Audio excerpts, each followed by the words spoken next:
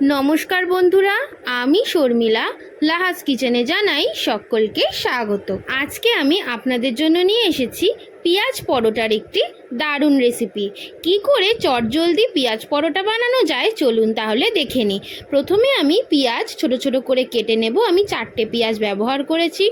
নিয়ে নেব কাঁচা লঙ্কা ও ধনেপাতা কুচি। এরপর কুচিয়ে রাখা পেঁয়াজের মধ্যে আমি দিয়ে দেব জিরের গুঁড়ো, চাট মশলা, কাশ্মীরি লাল লঙ্কার গুঁড়ো, বিট নুন, গোলমরিচের গুঁড়ো, আগে থেকে কুচিয়ে রাখা কাঁচা লঙ্কা, ধনেপাতা কুচি আর দিয়ে দেব পরিমাণ মতো নুন। সব মশলা পেঁয়াজের সাথে কিন্তু আমি চামচ দিয়ে খুব ভালো করে মিক্স করে নিয়েছি।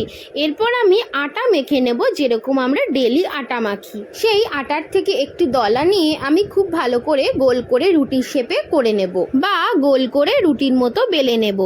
এরপর আমি ওই রুটির মধ্যে আগে থেকে যে পেঁয়াজের মিক্সচারটা করে রেখেছিলাম সেইটা দিয়ে ফোল্ড করে নেব।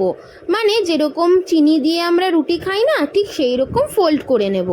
এরপর আমি ননস্টিকের প্যান গরম করতে বসিয়ে দেব এবং প্যান গরম হতে হতে আমি আরেকটা রুটির ঠিক সেম হিসেবে পেঁয়াজের ম্যারিনেশনটা দিয়ে রুটির মধ্যে ফোল্ড করে বেলে নেব। এরপর গরম চাটুর মধ্যে পেঁয়াজ দেওয়া যে রুটিটা বেলে রেখেছিলাম সেইটা আমি দিয়ে দেব এবং উপর থেকে অয়েল ব্রাশ করে দেব বা সাদা তেল উপর থেকে আপনারা চামচ দিয়েও লাগিয়ে দিতে পারেন। আমার কাছে অয়েল ব্রাশ ছিল বলে আমি ওইটা দিয়েই করেছি এবং এপিট ওপিট চেপে চেপে ভেজে নিলেই রেডি কিন্তু আমাদের ডিলিশিয়াস পেঁয়াজ পরোটা। এরপর আমি সার্ভিং ডিশের মধ্যে পেঁয়াজ পরোটা নিয়ে সাথে সাইড ডিশ হিসাবে আচার এবং ধনেপাতার চাটনি দিয়ে গরম গরম সার্ভ করব পেঁয়াজ পরোটা।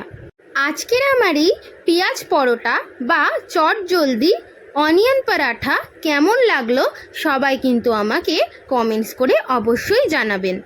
এই রকমই আরও নতুন নতুন আর মজাদার রেসিপি দেখার জন্য কিন্তু অবশ্যই সাবস্ক্রাইব করে নিতে হবে লাহাস কিচেন চ্যানেলকে।